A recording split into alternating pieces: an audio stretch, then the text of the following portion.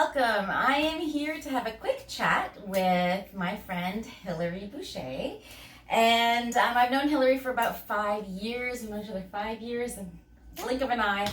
And I've learned so much in those 5 years, whether it's from our fitness classes together or I actually attended your workshop that you put on about fascia and learning about the fascia. And so I want you, if you don't mind, and thank you for being here, but I would like for us to talk a little bit about fascia.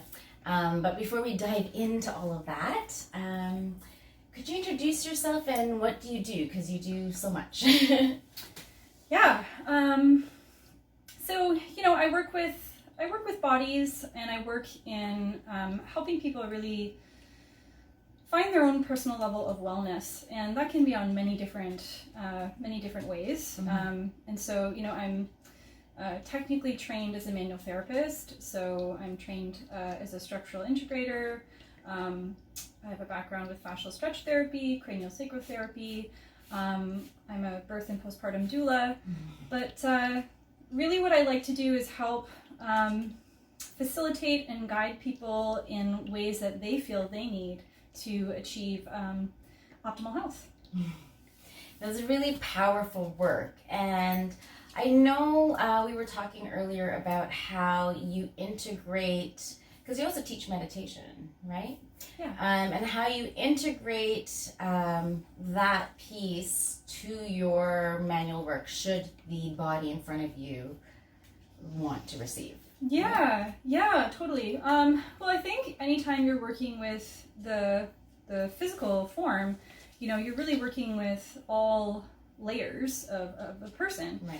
So, I think scope of practice is important and worth mentioning here, because we definitely don't want to go outside of our scope. Right. But I think as any practitioner that works with a body, we need to sort of have a not only an awareness but an understanding of those other layers, whether that's mentally, physically, emotionally, and really sort of on a deeper level, what's going on energetically with that person, because Right. the energy impacts the cells, impacts everything else. Right. So. Absolutely. And diving right into that and how fascia is all connected, could you give a brief explanation about fascia and what is fascia and why is it important? Yeah. Well, there's lots of different sort of ways we could tackle that question. Technically speaking, for the left brain people out there, Exactly, yeah. I think most recently, we're considering fascia to be any collagenous-based soft tissue of the body. So any soft tissues of the body that have collagen, which is almost everything, is considered to be fascia. And from a perspective of holistic and connection in the body and movement, I really like the way Tom Myers describes it. He calls it the biological fabric, which is sort of really a great way to describe the deepest parts of us, right? Yeah, absolutely. Yeah. Absolutely. In the course that you taught, the workshop, the fascia workshop, you talked about not the idea, but you talked about the concept of tensegrity. And you have this really cool model, which I really loved. Could you talk about it for the audience again? Sure. Yeah. So this model I actually purchased through the Anatomy Trains website. So, giving credit where credit's due. Yes. And this is a model of a pelvis, and it's a tensegrity model. So tensegrity is really the concept of tension and integrity, and putting those two words together. So really looking at the tensile integrity of the body. So this is a great way to sort of understand that concept. So if we think of, the wooden spindles being the bones and the black pieces being the connective tissue, if we have one area that's slightly off, it really does, I'll just put it against the white background here, it really does sort of misalign the whole area. Mm-hmm. And if you think of the concept of the pelvis, if you have a misaligned pelvis, then you can pretty much put together, if you work with bodies, that if you have a misaligned pelvis, you have misaligned rib cage, you have misaligned spine, you have et cetera, et cetera. Shoulders, neck. So yeah, so this is sort of the concept of understanding the full body integrity with respect to the fascia and how the fascia actually works, because it really does support the bones. Mm-hmm. And when you have an expansion of connective tissue, you have an expansion of the bones as well, and everything has more space to function better.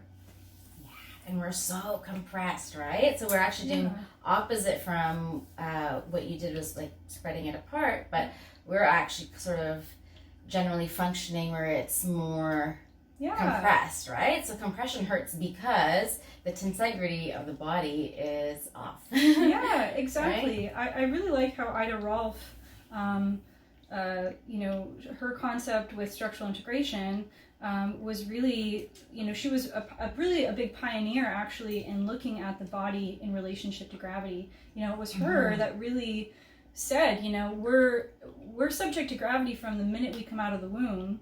And that's something that we need to really consider with respect to, growing in space and getting more upright in space. And how does gravity impact that relationship with maturational development and all of those things? Oh, that's very interesting. Noting it down, because I will have to go and research some more now. Yeah. Thank you for giving me more reading. All right. Yeah, I have some great books you can borrow if you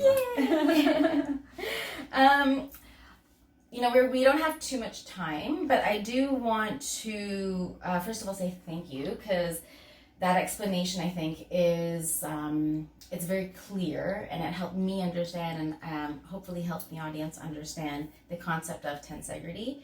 I want to talk a bit about cell exchange, and between two people in particular, or two living beings. Mm-hmm. And you explained it so well in the workshop that I attended. Yeah. Again. Yeah. Testimonial. No. Absolutely testimonial. Yes, attend her workshops. As you can already tell, Hilary is a fantastic teacher and really helps bring the integration of all of her areas of knowledge and her path. And you make it whole, right? You make it real because you've experienced it, and you come at it also scientifically, which I love, but also from your experience too. So attend her workshops. You'll learn lots. That's a good point, actually. The whole concept of blending sort of, really bringing science into every aspect of what we're talking about, and combining that with, we think about scientific evidence as what we can see, but there's also a lot going on. If you think about advanced physics, there's a lot going on that we can't see, and there's a lot of things to consider that impact us. Exactly, and that's one of the things that I find for my own practice. The more paths that I follow, the more that I understand, but also the more that I change my day-to-day life, right? It changes, because that awareness actually changes how you think about things and how you react and interact with things and people. Time. Yeah, absolutely. Yeah. So let's enlighten people. What is cell exchange?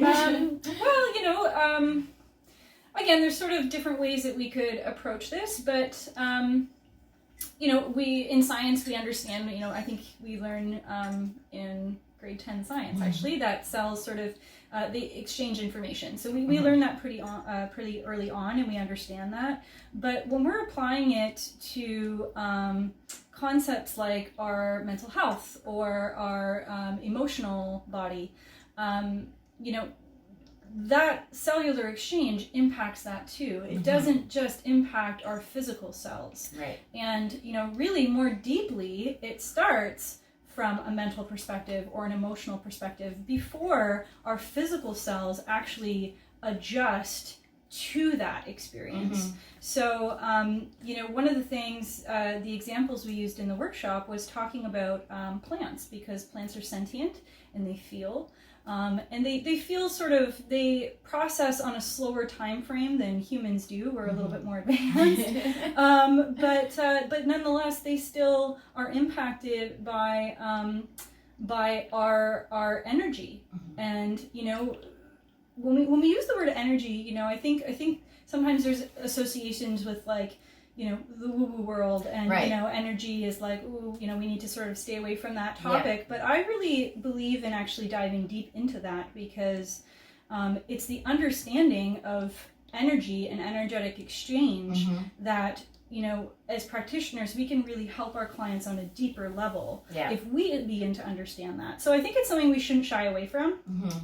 But going back to the plants, you know, there's been lots of studies with water crystals as well. Dr. Emoto's work with water crystals, where, you know, he photographed water and on a microscopic level, and photographed how the crystals were disfigured with thoughts and intentions that were hateful, and the other crystals that were given, you know, prayers or feelings of gratitude were these beautifully formed crystals.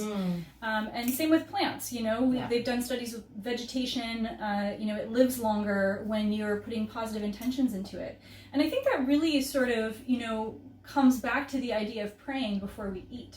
You know, really sort of aligning with the food that we then put into our body, and really creating an alignment with that energy that's going in and going out. So it's so interesting, because I was a observer of a conversation recently about exactly that, about how our food is we're so disconnected from our food that we don't even realize the energies that we are ingesting, and then we fall into these states of depression or anxiety, or however it manifests in us, whether it's physical or emotional or mental pain, but it's because we're so disconnected. We don't know what was on our plate, where it came from, or how it was treated, right? And so it was a very interesting conversation. But it kind of touches on that, because it is all about that. Not all about, but a part of it is the energies that we are consuming. And consuming in many ways, right? Right. Through what we expose ourselves to, what we consume on, you know, the internet, what we consume not just in our mouth, but what we consume in verbal exchange. Who we hang around with, right? Absolutely. Oh my gosh, my dad used to always say, you know, you are who your friends are. Right. Yeah, and you are what you eat. You are what you eat. You are who your friends are, right? So you can't be friends with X, Y, and Z, because you are who your friends are. And I was like, you know what? No, that's not true. But I was a teenager and I had no idea. But now I get it. And it's like, yes, because you're exchanging that energy, you really do become similar to who your friends are. Sure. Right? Yeah. Absolutely. Is there anything else that we have, maybe a few minutes, but do you have anything else that you want to add? I want to say thank you for coming, and for inviting us to your space. This